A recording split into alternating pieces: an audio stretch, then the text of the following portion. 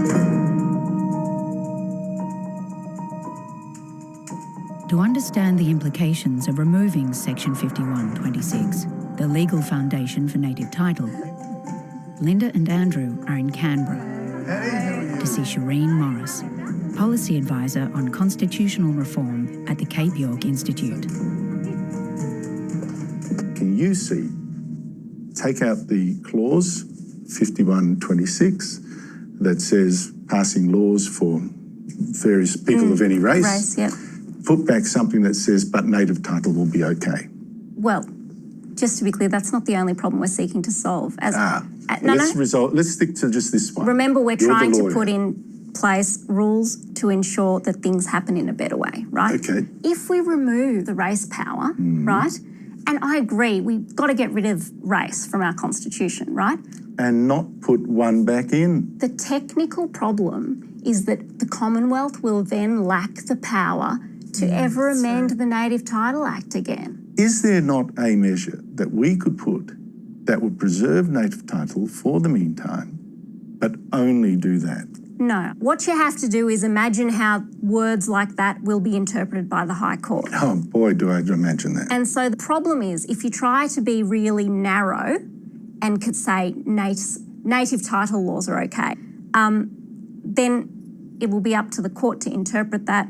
And because it's constructed so narrowly, you might find that Parliament's power to make other types of laws that it may wish to make. Oh, believe me, I hear you, but except if you say, and culture and law, you're going to get that multiplied. We want to take the references to race out, and we want to put in some fairer rules to make sure that things happen in a better way in the governance of Indigenous affairs, right? Right, okay.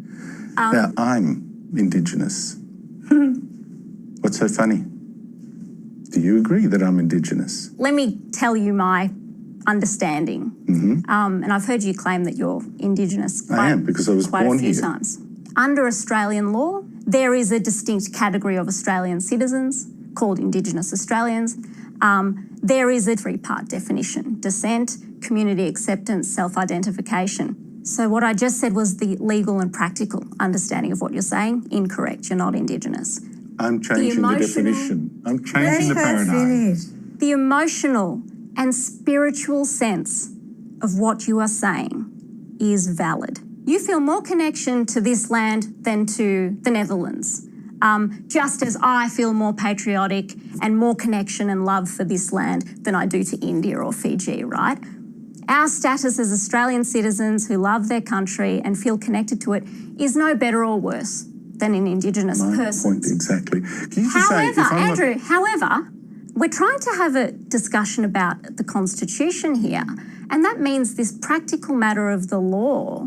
And every Western democracy that has a colonised people, they make accommodation and they recognise those peoples as Indigenous in order to remedy past discrimination and dispossession of those people. I believe in remedying things that have worked to the detriment of people, absolutely. So this is and I really, really want you to grapple with the technical problem, okay? Because we're talking about the Constitution. I have been all along. Okay, the key reason we want to reform the Constitution is to put in place some fairer rules to make sure that the racially discriminatory laws and policies of the past can't happen again.